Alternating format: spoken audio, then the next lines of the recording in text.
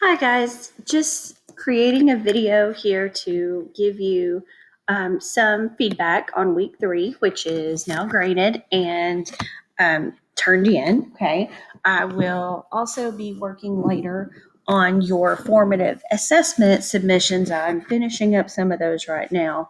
You may not be able to see some of the comments I've made so far until I submit them all, but those should all be submitted today. Okay, so what I try to do, like I said, every week when we have some homework where we have done some sort of math work or some sort of organization, I like to pick out an assignment which I really think has done a great job and kind of share that with others because number one, that's the best way to learn is to see what other people have done that works. We all know that. That's a good collaborative effort. And also to give some recognition to those people who've done some really stellar work. Okay, so this is an example of a student assignment this week. And while most everybody in the class did an excellent job on using the invented strategies, and most all of those were perfectly correct, what I really liked about this person's submission is the organization. This is a good graphic organizer that would even be good to get students to organize their thinking. So here we have the strategy that this person has used. We also have their picture, their model of what they've done to create and an explanation here. So I think that's a really awesome way to organize things and make sure, number one, that you answer all parts of the question. And for students, that would definitely help get them organized as well. We all know that they are bad to forget parts of the assignment or things like that. So really awesome way to organize. Okay, so I really wanted to share those and let everybody kind of see what this person had done. And I think that's a great way to organize things. In terms of this assignment, like I said, most everybody used the various models that they chose correctly. The only question I really wanted to address was question 5. Now, a lot of you had varying answers to number 5, with the majority of us being correct that what we're looking at here is the fact that we have some people who value those algorithms more than the invented strategies. And that is a mindset that's quite harmful, especially in elementary mathematics, more so in elementary more than any other stage of development. Because in elementary, that's where we are developing a lot of our basic number sense, a lot of our conceptual understanding of why numbers behave the way they do. Okay. So it's very important, especially in elementary, that that's not necessarily the path that we're taking. Now, a lot of you pointed out some really excellent reasons that were beyond what the textbook said. So kudos to you for putting all of your insight in that. But I do want to point out the 2 important ideas that our textbook did make clear. So just in case you did not have these on yours, you may have seen in my comments that I might have added some thoughts about that.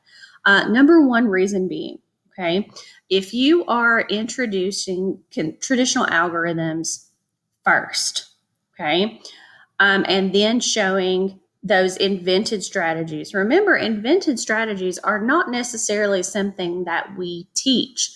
If we encourage students to use sense making or give them tools like number lines, a lot of times they will come up with some version of these strategies on their own. You may not believe that, but it is the truth. If you have a student engaged who believes that they have some knowledge that they can give it a try, it may not be the exact strategy we read about in our textbook, but they will come up with some version of this on their own. If we start out with traditional algorithms, okay, we are kind of undermining that sense-making progress because we're teaching the student to sort of fit into our model of what this is supposed to look like. Now, if you have built a foundation of conceptual understanding first, there's nothing wrong with traditional algorithms. What this question is not trying to say is that algorithms have no place in math and that we shouldn't teach them. That's not at all what this is saying. It's just saying that teaching them first is probably not the best choice in 99% of all situations. Number one being, we are implying that this is the most valued way to solve a problem. We're also teaching students to do something that doesn't necessarily make sense to them yet. If we haven't built that conceptual understanding, they don't know why we use algorithms the way we do. However, if you teach that in the reverse, if you build that conceptual understanding and then you introduce that algorithm, you have given them a little dot in their brain for it to latch onto. If you remember the graphic we looked at in chapter 2 with the red dots and the blue dots, okay? If you build that conceptual understanding first, you're giving an anchor to that algorithm. You're giving it something to hook onto in their brain that it makes sense, it relates to. It's something that they can compare it to in their brain and reason with. If you haven't implanted that knowledge first, there's nothing for that algorithm to hold on to, which is why, as so many of you pointed out, there are many more errors made in both processes and fact in standard algorithms or traditional algorithms versus invented strategies. That's because those invented strategies make sense to the student. They're more likely to think about them in a logical manner than a process that they have no relationship to whatsoever. Okay. That's definitely a problem. Okay. So, number one, we discourage that creative, individual, conceptual, sense making thinking that they're doing. And two, we have created a situation where it's most likely possible the student believes that is the only valuable way to do the calculation. I don't know how old most of you are. I think some of you are a little bit close to my age, maybe a little bit older. I'm 38 this month. Um, I went to school in the early 80s, and when I was learning addition and subtraction, we were taught specifically algorithms for doing that, borrowing and carrying as a process. Obviously, I learned that well. I did well in math. I couldn't necessarily tell you why I did that, but I knew that that was what I was supposed to do. I do also remember, even thinking back to my first grade days, I can remember our teacher walking around the room with a container of counters, and that's exactly what they were. They were little teddy bears that we could use to count.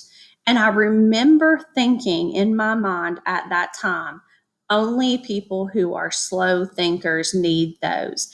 And I don't specifically recall that my teacher ever said anything that would make me think that way. She was a very kind lady and, very dedicated to us learning. Even all of these years later, I remember that. But I also recall that the way I was taught made me value that algorithm more than being able to use those counters and make sense of that situation. And I'm sure I was not the only student who felt that way. I'm sure that there were a great number of students who needed those counters to visualize what was happening and come up with the correct solution who felt the same way. And for that reason, would not ask for those counters even if they needed them. As teachers of students with special needs, that's really something you need to be aware of. If you present extreme value on a certain method of solving, your student is going to feel that. Okay. So, again, just like we talked about last time, changing your thinking and changing your teaching to a conceptual way of thinking and teaching is not an easy task. And I have tons of respect for those people who say, I wasn't taught this way, I don't think this way, but I see value in it and I want to learn to do it. It's not an easy task, okay? But like we said before, when we know better, we do better.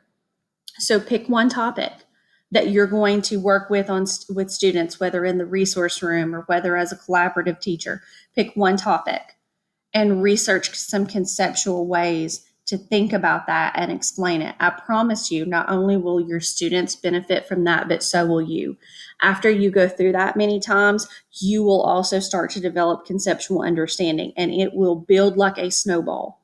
The more topics that you go through like that, they build on, just like math is a building topic.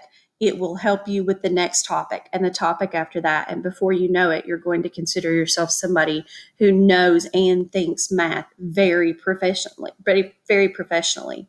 Okay. So I know that when you see the activities for week 5, that this is something that's going to help with that. Okay. In terms of having some conceptual activities and strategies to use.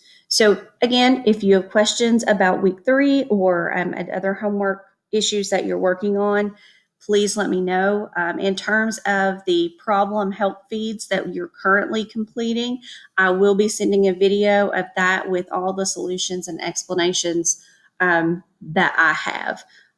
So if you have any questions, let me know.